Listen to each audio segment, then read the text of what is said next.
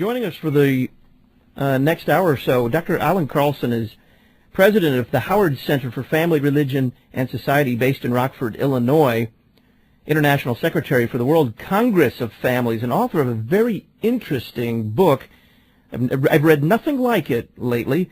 It's called Third Ways: How Bulgarian Greens, Swedish Housewives, and Beer-Swilling Englishmen Created Family-Centered Economies and Why They Disappeared.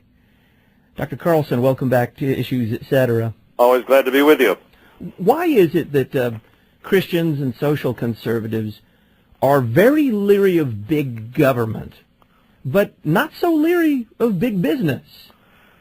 Well, I think they've fallen into the sort of the political alignment that the so-called Reagan coalition of the late 70s and 80s, which in some ways made a lot of sense. This was back when communism really was the great threat around the globe, and communists threatened both free economies and the ability to own private property, as well as families and religion. It was atheistic and very anti-family. And the Reagan coalition kind of bound all this together, fused it together, as some have said, into a coalition that opposed, tried to face down communism, and in fact, by and large, did.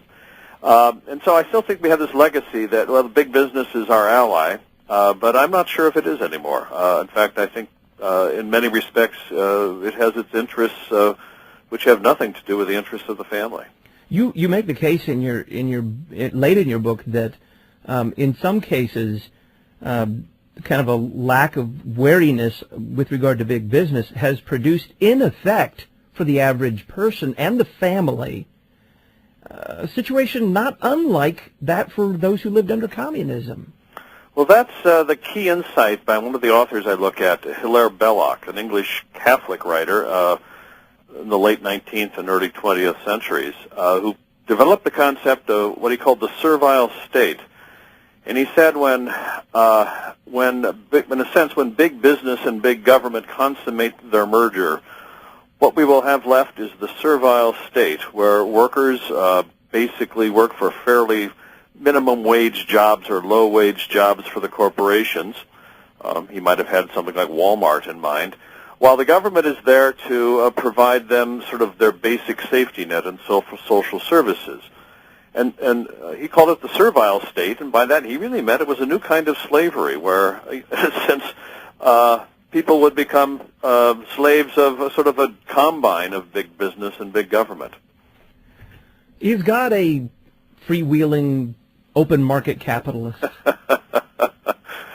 Well, you know, there's some interesting parables in the New Testament which kind of go both ways. Well, one parable of the talents, where Jesus is clearly teaching that one needs to be should invest wisely, and in fact should not sit on an asset, but should try to make it grow, to earn some money, expand your capital, and if that's what we're talking about, and in fact, if everybody should be doing that, and everybody should have property, and if that's what it means to be a capitalist, yes, then God is a capitalist.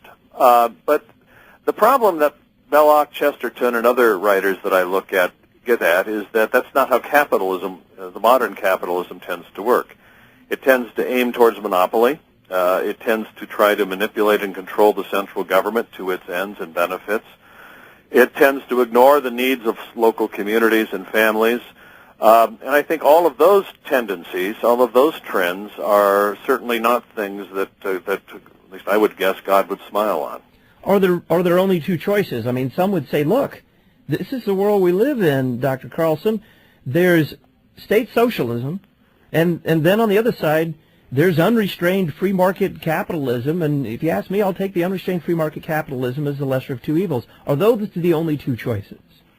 Well, the movements and people I describe in my book say no, that there should be, there can be, and there have been third ways, which have tried to find a middle course that rest primarily on private property. I think all third way advocates believe very strongly, even more strongly than capitalists, in private property. Private property being so important that everybody should have some, not just a few of the wealthy. And that society should be set up and property markets should be set up to make sure that excessive concentration of land and other forms of private property does not occur. So in that sense, what I describe are several attempts, both for the peasant democracies in early 20th century Europe, the attempt after the Russian Revolution by Alexander Chayanov, a truly great agrarian economist, to try to preserve private property and a free peasantry in Russia from the Bolsheviks, all the way to the effort by a poorly understood group, the Swedish socialist housewives, who actually tried to preserve homes premised on their being homemakers in a socialist society in Sweden. Why has America never had, you write a great deal about European Christian, attempts at European Christian democratic parties, based on property, based on family as the building block and the basic unit of, really of self-governance. Why has America never produced a Christian democratic party? Part of it is the structure of our election system. Christian democratic parties, which had a huge influence in Europe after World War II, and still do to some degree, they thrive best in systems that have proportional representation. That is, when you go to the ballot box, you don't vote for a candidate per se. You would vote for a party.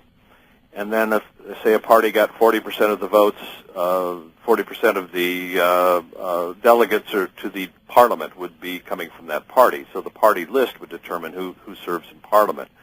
It's a centralized system in a way without that direct representation system we have here. But it allows what I would call a party with a clear worldview, like Christian democracy, or indeed like socialist parties and other forms of parties, farmers' parties or peasant parties, with a very clear worldview and a very clear agenda. It allows them to actually win seats in Parliament and, in most cases, become parts of coalition governments. We don't have that system over here. Also, the other thing that's different is that Christian democracy in Europe was born in the 19th century in reaction to the French Revolution, which was seen as anti-Christian, very socialist, very anti-family, all of which I think were true characterizations. And most of the Christian democratic parties, notably the one in Holland, which was called the Anti-Revolutionary Party, and it was a Protestant Christian democratic party, grew out of reaction and revulsion over what the French Revolution had produced. And in the U.S., to be honest, most Americans at that time and to this day still don't see the French Revolution in as dark a term as that. No, I got to know, why is that? The French Revolution in Europe is considered to be one of the worst things that ever happened. And the Europeans know it full well. Why are Americans kind of, it was bad, there was some guillotining going on, but in the end, it was good for everybody? Well, I think we tried, certainly as people back in the late 18th century, our founding fathers, tried to see it as a sort of a reflection of the American Revolution. Edmund Burke, the English politician and writer, was brilliant in pointing out the huge differences. Burke supported the American Revolution, even though being an Englishman, as a statement and a step forward of liberty. But he condemned the French Revolution because instead of conserving the basic and primary social units of small communities and families and property, the French Revolution devastated everything in its path. It was radical. Nothing stood in its way. They didn't like the calendar that existed. They created a new calendar. They didn't like the weights and measures system. They created another one that was more rational.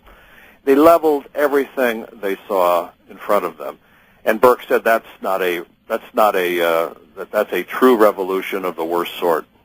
But Americans didn't quite get that back then. And I think they saw the French as, well, they're having something like we did, a little excessive. And indeed, the United States still saw Britain as its primary enemy, really till the end of the wars of the French Revolution. We fought the British in at least a tacit alliance with the French in 1812.